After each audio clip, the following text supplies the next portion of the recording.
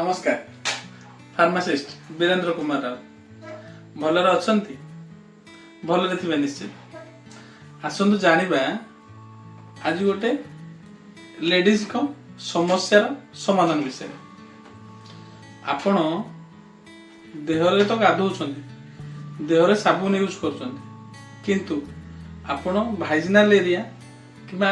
Intimate area केमिति सफा रखछंती आपण साबुन मारुछंती जदि साबुन मारुछंती ताले भूल करछंती केबे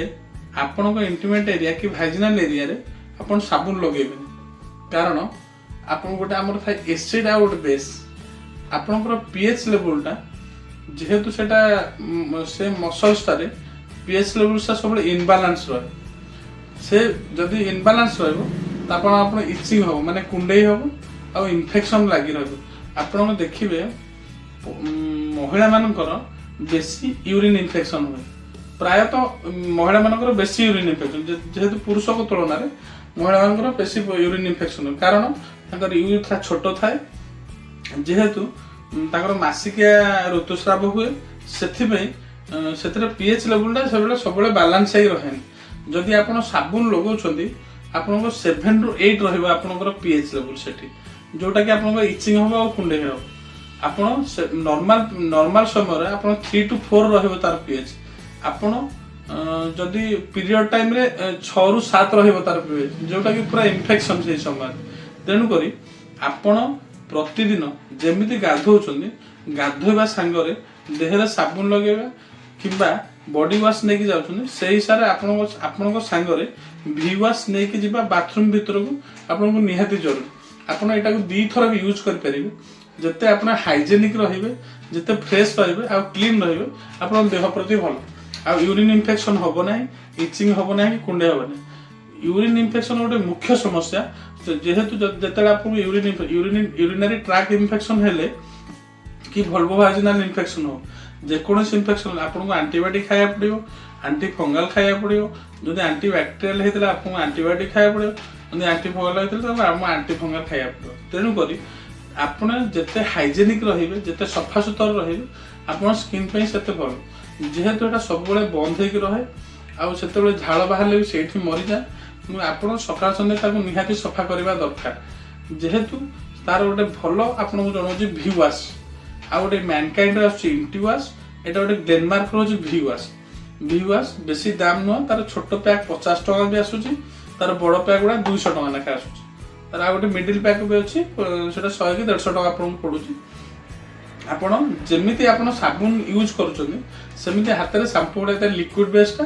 आपण लिक्विड भली आपन नेबे लिक्विड नै कि आपण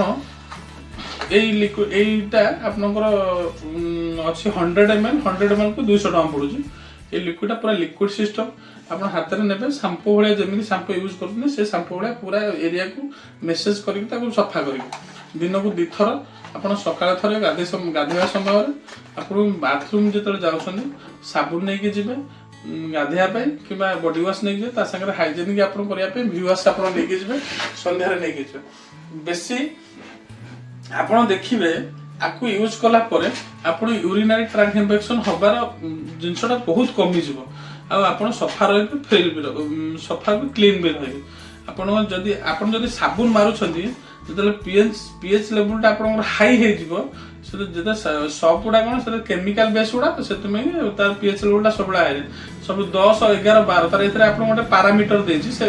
यूएस पछ गोटे पैरामीटर देछि आपण कोटारे केते बैलेंस हे परियो आपण intimate area normal green level रहिले आपणकर सबले देह भल रहिबो जोटा ग्रीन लेवल माने 1 to 5 जांगे 1 to 4 1 to 5 जांगे ग्रीन लेवल जे आपणकर इंटीमेट एरिया कि हाइजिना एरिया आपणकर ठीक अछि जदि पीरियड समय रे आपणकर 5 6 7 8 9 पर्यंत आपण पीरियड समय रे आपणकर पीएच बैलेंस सेट रहइबो -7 आउ जतले आपनकर नॉर्मल आपन साबुन फाबुन यूज करन सेटा पूरा हाई हे किना 10 11 12 जाके पळेबो जोटा बा हमर क्षतिकारक आउ बेसी समस्या यूरिन इन्फेक्शन नै आपन सब बेले सफा सुतर रहिबे जते हाइजेनिक रहिबे सेते भलो आपन देह पे सुस्थ रहिबे आपन वी वॉश यूज करंतु किबा जे कोनसी वी वॉश होची ब्रांडेड पूरा आ नले इंटी वॉश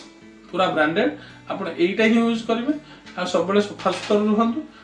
सुस्थ रुहतु रही नमस्कार।